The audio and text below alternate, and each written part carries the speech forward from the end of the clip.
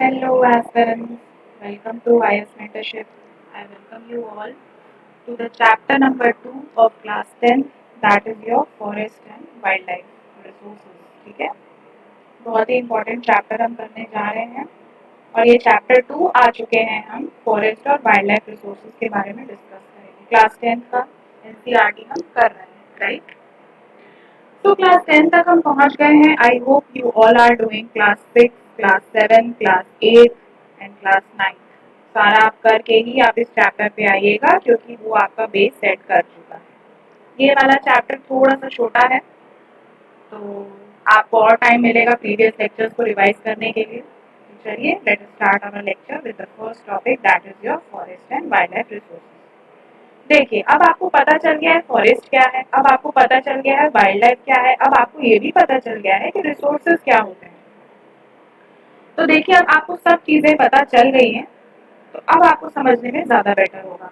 Our Earth is home for millions of living beings, starting from microorganisms and bacteria, lichens to banyan trees, elephants and blue whale. हर तरह के जो है we are having home. This is no doubt. ठीक है, इसमें तो कोई दोहराई नहीं है कि भाई plants, animals, flora, fauna, micro organisms, trees, home, सब चीजें जो है we are getting on the earth. अब देखिए, एनसीईआरटी में एक बहुत ही सुंदर पिक्चर थी, तो मैंने लगा दिया है। Tribal girls are using bamboo saplings in nursery at Mukhali near silent valley. Silent valley कहाँ है, आपको कमेंट सेक्शन में बताना है। दूसरा देखिए, tribal women selling minor forest produce. Minor forest produce क्या है? फॉरेस्ट से मिलने वाले रिसोर्सेज, छोटे छोटे, बड़े नहीं, छोटे, जैसे कुछ फ्रूट्स हो गए, वुड्स हो गए, ये सब। Leaf litre being collected by women for. Leaf के जितने भी लिटर है, मतलब जो पेड़ों से गिर जाते हैं सूखे पत्ते, उनको कलेक्ट करके देखिए लेके जा रहे हैं। ठीक है। Now next topic is flora and fauna in India. India is one of the world's richest countries in terms of its vast area of biological diversity and has nearly 8% of the total number of species in the world. ठीक है, 8%, मतलब अगर 100% total species है world में, तो उसका 8% तो भारत में ही है। इंडिया की जो डाइवर्सिटी है ना, कोई डाउट नहीं है कि हर चीज में है, चाहे वो रिलीजन हो, चाहे कास्ट हो, चाहे कुछ भी हो। ठीक है, it is having a great diversity. At least 10% of India's recorded wild flora and 20% of its mammal are threatened list में है। जितने भी फ्लोरा है, फ्लावर्स के जो जितने भी हमारे पास कलेक्शन है, उसके 10%, और जितने भी मैमल्स हैं, स्तनधारी जो एनिमल्स हैं, वो 20% जो है थ्रेटेन लिस्ट में, मतलब उनकी जान खतरे में, they are now in danger. Many are even categorized as critically endangered. ठीक है, that is on the verge of extinction, like cheetah, pink headed duck etcetera. अब देखो, थ्रेटेड लिस्ट में बहुत सारे कैटेगरीज होते हैं, जैसे क्रिटिकली एंडेंजर्ड हो गया, वल्नरेबल हो गया। तो ये वाला जो क्रिटिकली एंडेंजर्ड है ना, वो सबसे ज्यादा जिस जिस भी स्पीशी को डेंजर है, वो इस कैटेगरी में आता है। ठीक है। Now let us try to understand the classification of the species, how classification has been done. तो एक इंटरनेशनल लेवल की बॉडी है, there is a body at international level, that is International Union for Conservation of Nature and Natural Resources, IUCN, has classified plants and animals in order of existence. क्या है? पहला है आपका normal species, species whose population levels are considered to be normal for their survival, such as cattle, sow, bee, rodents। ये ऐसे species होते हैं जिनका जो लेवल है वो नॉर्मल है, ना कि वो खतरे में है, ना कि वो बहुत कम है, ना कि वो बहुत ज्यादा है, नॉर्मल है। ठीक है। Next comes your endangered species. ये ऐसे स्पीशीज होते हैं जिनका डेंजर ऑफ एक्सटिंक्शन होता है। ठीक है, मतलब दे आर नाउ थ्रेटेंड, जैसे black buck, crocodile, Indian wild ass, ये सब है। Vulnerable species, third wala. These are species whose population has declined to levels from where it is likely to move into endangered category in near future if negative factors continue to operate. For example, blue sheep, Asian elephant, Gangetic dolphin. अब देखो, normal species आते हैं, उसके बाद आपके आते हैं endangered species, फिर आते हैं, सॉरी, नॉर्मल स्पीशीज आते हैं, उसके बाद आपके आते हैं वल्नरेबल स्पीशीज, उसके बाद आपके आते हैं एंडेंजर्ड स्पीशीज। तो वल्नरेबल स्पीशी वो स्पीशी होते हैं कि अगर उनको प्रोटेक्ट नहीं किया जाए तो वो एंडेंजर्ड हो जाएंगे, खतरे में पड़ जाएंगे, मतलब कि ऑलरेडी इनको खतरा है, they are already living with a threat, that if we are not giving proper protection, so what will happen? They will fall into the endangered category. Right? Coming to the rare species. Species with small population may move into endangered or vulnerable category if the negative factors affecting them continue to operate. क्या बोला जा रहा है? Rare species, rare normal dictionary meaning rare का होता है small population, तो ये ऐसे स्पीशी हैं जिनका पॉपुलेशन बहुत कम है एंड वो मूव कर जाएंगे एंडेंजर्ड या वल्नरेबल के कि अगर उनमें नेगेटिव थ्रेट्स मिलते रहें, ठीक है, जैसे Himalayan brown bear, wild Asiatic buffalo, desert fox, hornbill. Next is your endemic species. Endemic species are those species which are only found in some particular areas, usually isolated by natural or geographical barriers. Endemic का मतलब होता है कि एक particular locality में मिलने वाला species वो एंडेमिक होता है, ठीक है, पर्टिकुलर लोकेलिटी ज्योग्राफी में ओरिजिनेट हुआ स्पीशी या वो वहीं रहता है, चाहे वो प्लांट हो या फ्लोरा हो या फौना हो, ठीक है, जैसे example Andaman teal, Nicobar pigeon, Andaman wild pig, mithun and Arunachal Pradesh. So this is the thing you need to understand with respect to endemic species, particular area. Extinct species ये तो आप जानते ही होंगे, ये तो ऐसे स्पीशी हैं जो एक्सटिंक्ट हो चुके हैं, ठीक है, they are species which are not found after searches of known or likely areas where they may occur, जैसे Asiatic cheetah, pink head duck, ये सब एक्सटिंक्ट हो गए, डायनासोर्स, राइट ना. So this is the thing. Next, coming to our IS mentorship program, this is our beautifully designed IS mentorship program for you all. I would like you to pause the screen and have a look at what we are providing you here.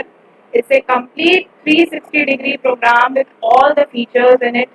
And for the students who want the mentorship support of a coach, from start of their preparation can join the IS mentorship का foundation program.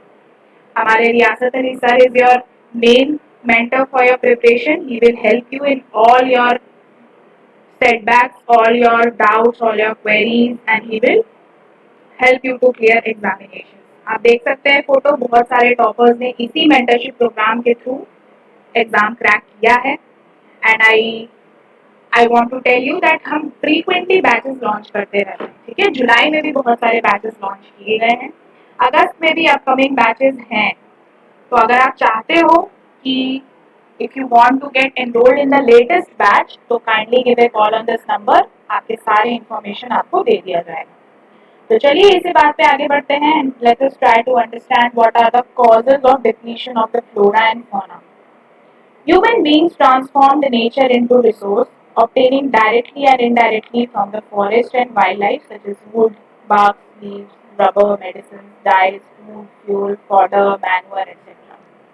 अब human being जो है nature को अपने हिसाब से use कर रहे हैं, अपने हिसाब से चीजों को मॉडिफाई कर रहे हैं डायरेक्टली या इनडायरेक्टली, ठीक है, जैसे वो फॉरेस्ट और वाइल्ड लाइफ से वुड का यूज कर रहे हैं, लीव्स का, रबर का, मेडिसिन का, डाइस का, एक्सेट्रा. तो इसी यूज की वजह से बहुत सारे ऐसे चीजें डिप्लीट होती जा रही है. There are many things which are getting depleted. So the various factors that cause depletion of the flora and fauna are large scale development projects. बहुत बड़े स्केल पे अगर आप कोई डेवलपमेंट प्रोजेक्ट कर रहे हो तो फॉरेस्ट क्लियरेंस होता है, जिसकी वजह से क्या होता है, फॉरेस्ट पूरे क्लियर हो जाते हैं. Next is your shifting cultivation. मैंने आपको क्लास 9th ज्योग्राफी में बताया था शिफ्टिंग कल्टीवेशन क्या होता है. People use to burn the forest for some time, और जब वो बर्न कर लेते हैं, जब उनका काम हो जाता है तो वो बर्न करके दूसरे जगह चले जाते हैं ताकि वो एरिया क्लियर हो जाए. This is also hampering the vegetation and the quality and the environment of the forest. Mining की वजह से कितना पॉल्यूशन हो रहा है which is directly affecting the environment. Next is your grazing and fuel wood collection, ठीक है, grazing हो रहा है, fuel wood collection, over population, ठीक है, पॉपुलेशन बहुत ज्यादा बढ़ रही है, तो ये सब चीजें हैं जो आप डायरेक्टली मेंस आंसर राइटिंग में you can coat it. Now next is factors responsible for decline in India's biodiversity. कौन कौन से ऐसे फैक्टर्स हैं जो इंडिया की बायोडाइवर्सिटी डिक्लाइन में वो कर रहे हैं. पहला है habitat destruction. First is your habitat destruction. Habitat destruction से क्या हो रहा है, इंडिया के बायोडाइवर्सिटी को थ्रेट हो रहा है. मतलब for example you must have seen in the rainy season all the cows are coming over the roads and sitting, और आप बोलते हो कि यार गाड़ी भी चलाने नहीं बन रहा है, काउज आके बैठ गए हैं. तो responsible are human beings only. We are encroaching in their area, so they will come to our area only, है ना. एक्सेसिव डेवलपमेंट प्रोजेक्ट्स हो रहे हैं जिसकी वजह से उनके हैबिटेट को चोट पहुंच रही है, तो वो जाएंगे कहाँ फिर. Next is hunting and poaching. मारना, पोच करना for your own personal benefit. चाहे वो आप यू आर ईटिंग, चाहे you are using their materials, जैसे वूल हुआ, है ना. और कभी कभी ट्रंक भी लिया जाता है for the beautification purpose. Over exploitation obviously, environment pollution, poisoning, forest fires. These are some of the factors which are responsible for the decline in Indian biodiversity. Next is how we can conserve the forest and wildlife in India. So conservation preserves the ecological diversity and supports our life system such as water, air and soil. Conservation करना बहुत जरूरी है भाई, क्योंकि उसी से सब आगे चीजें चल रही हैं. So due to conservationist demand, the Indian Wildlife Protection Act was implemented. बहुत ही important act है. इंडिया में कौन सा ऐसा एक्ट है जो वाइल्ड लाइफ को प्रोटेक्ट करता है guys? Wild life protection act. और ये किस ईयर में बनी थी? ये बनी थी आपकी 1972 में. ठीक है, ये कब बनी थी? 1972 में. With various provisions for protecting the habitats. बहुत सारे उसमें provisions हैं कि हम habitats को कैसे protect कर सकते हैं. The aim of the program was protecting the remaining population of certain endangered species by banning hunting, giving legal protections to their habitat and restricting trade in wildlife. क्या क्या काम करता है भाई? काम ये करता है कि हंटिंग को बैन करना, हैबिटेट को लीगल प्रोटेक्शन देना और वाइल्ड लाइफ में ट्रेड को रोकना. ये सब चीजें हैं, मेन चीजें हैं which are provided in the Wildlife Protection Act of India, which was launched in the year 1972. Now the central and many state governments established national parks and wildlife sanctuaries. ये बनाए जाते हैं ताकि आप वाइल्ड लाइफ को और अच्छे से प्रोटेक्शन दे सको. The central government also announced several projects for protecting specific animals which were gravely threatened. ठीक है, सेंट्रल गवर्नमेंट बहुत सारे ऐसे प्रोजेक्ट्स भी लाया. Apart from this act, there are many projects which have been launched by government of India to protect, including tiger, जैसे project tiger हो गया, प्रोजेक्ट लॉयन हो गया, है ना. ये सब चीजें हैं. प्रोजेक्ट डॉल्फिन हो गया. तो ये सब आपको अपने आंसर्स में एनरिच करते जाना है. फाइन. नेक्स्ट देखिए आ गया project tiger, which was launch by government of India in the year 1973 to save the endangered species of tiger in the country. क्यों लाया गया था भाई? इसलिए लाया गया था ताकि हम टाइगर के एंडेंजर्ड स्पीशीज को सेव कर. अंडर वाइल्ड लाइफ एक्ट एक और एक्ट है, wild life act of 1980 and 1986. ठीक है, ये दो और एक्ट हैं. Several hundred butterflies, moths, beetles, one dragonfly have been added to the list of protected species. And in the 1991, for the first time, plants were also added to the list, starting with the 6 species. Remember, the question आ सकता है कि only animals are included. No, plants are also included since 1991. Clear? Now let us try to understand the types and distribution of forest and wildlife resources. क्या क्या types हैं? In India, much of the forest and wildlife resources are either owned or managed by government through forest departments or government departments. अब India में बहुत सारे types के forest हैं. या तो वो 100% गवर्नमेंट द्वारा ओन किए गए हैं, या वो मैनेज किए गए हैं बस गवर्नमेंट द्वारा. ठीक है, मैनेज मतलब उसका रेगुलेशन, उसका protection etcetera etcetera. Now forests are classified under following categories. First is reserve forest. अब ये क्या होते हैं? These forests are regarded as the most valuable as far as the conservation of forest and wildlife resources are concerned. ठीक है, most valuable जो forest है और जिनका कंजर्वेशन बहुत ही ज्यादा इंपॉर्टेंट है वो रिजर्व फॉरेस्ट में। It covers half of the total forest land. ठीक है, जितना भी इंडिया में फॉरेस्ट है उसका 50% है reserve forest. Next is your protected forest. ये ऐसे फॉरेस्ट है जिनको प्रोटेक्ट किया गया है from any further depletion, future में और खराब ना हो इसलिए उनको प्रोटेक्ट किया जा रहा है। इनका एरिया कितना है, 1/3। देखिए ये 50% था, ये 1/3 हो गया। Next is your unclassed forest. These are other forests and wastelands belonging to both government and private individuals and community. ये ऐसे फॉरेस्ट हैं जो गवर्नमेंट और प्राइवेट इंडिविजुअल दोनों को बिलोंग करते हैं। ठीक है, इट्स टू मतलब दो लोगों का उसमें मेंटेनेंस और रेगुलेशन का हमें हाथ होता है, गवर्नमेंट और प्राइवेट इंडिविजुअल्स या कम्युनिटी, उसको अनक्लास्ड फॉरेस्ट बोलते हैं। Next is your community and conservation.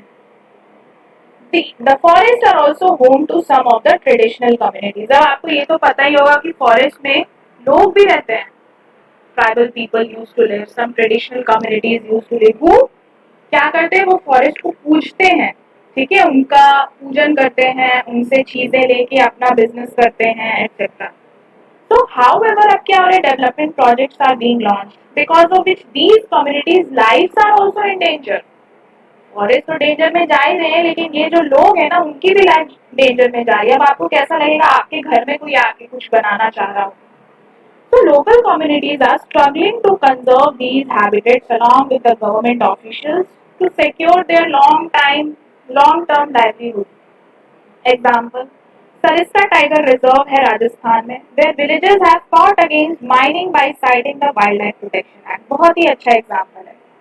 अब वहाँ पे क्या हो रहा था, माइनिंग की एक्टिविटी हो रही थी सरिस्का में, जिसकी वजह से जो है वहाँ का इन्वायरमेंट खराब हो रहा था। तो लोगों ने वाइल्ड लाइफ प्रोटेक्शन एक्ट पे केस डाला।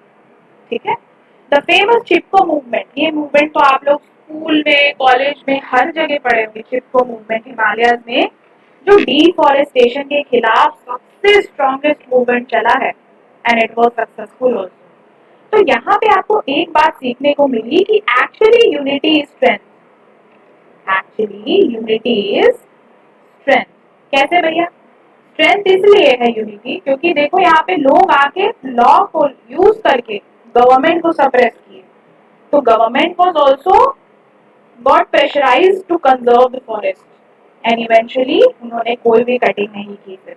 ये बहुत ही अच्छा है, आपको पढ़ना चाहिए इसके बारे में। Also shown that community afforestation with indigenous species can be enormously successful. वही मैंने जो बताया, it's a very good example. Farmers and citizens group like Beach Bachao Andolan in Tehri, Navadnya have shown adequate levels of diversified crop production without the use of scientific chemicals are possible and economically viable. लोगों ने ये भी prove करके दिखाया कि बिना synthetic chemicals को use किए भी हम बहुत ही अच्छा फॉरेस्ट क्रिएट कर सकते हैं। Joint Forest Management Program, which was introduced in 1988 in the state of Odisha, shown good example for involving local community in the management and restoration of degraded forest. Joint forest management program भी launch किया गया था 1988 में उड़ीसा में। वो भी एक बहुत ही अच्छा एग्जाम्पल है जहाँ लोगों का हमको पार्टिसिपेशन मिला है फॉरेस्ट को बचाने में। So these are some of the very beautiful examples which you can quote in your mains also. और स्लोली अब आप जब भी न्यूज़पेपर पढ़ेंगे, whether it be Hindu, whether it be Indian express, तो वहाँ पे आप आंख खोल के आप पढ़िए कि कोई भी इन्वायरमेंट से रिलेटेड प्रोटेक्शन मेजर आता है तो उसको आप फट से अपने मीन्स जहाँ पे भी आप you are maintaining your notes वहाँ पे आप कर सकते हैं। So this was all about your chapter number 2. ज़्यादा बड़ा नहीं था चैप्टर, बहुत ही कॉन्सेप्चुअल और बहुत ही अंडरस्टैंडिंग चैप्टर था। So I hope you all liked it. I hope you all understood it. In case of any doubts and queries, do comment. और आपको ये भी बताना है कि मैंने एक आपको होमवर्क भी दिया था, उसका भी आपको आंसर बताना है। Homework was where is Silent Valley located. ठीक है, एक हिंट दे रही हूँ, it's in the southern part of the country. So with this I am ending the lecture. We'll meet in the next lecture starting with chapter number 3 of class 10th geography. And slowly जैसे जैसे class 10 खत्म हो जाएगा अब फिर हम बढ़ेंगे class 11th and 12th पे, that will be more holistic for you, more comprehensive for you. तो जितना जल्दी हो सके आप लोग प्रीवियस क्लासेस को फटाफट से रिवाइज कर लीजिए और माइंड मैप्स का अच्छा यूज करिए। तो with this let us end our lecture.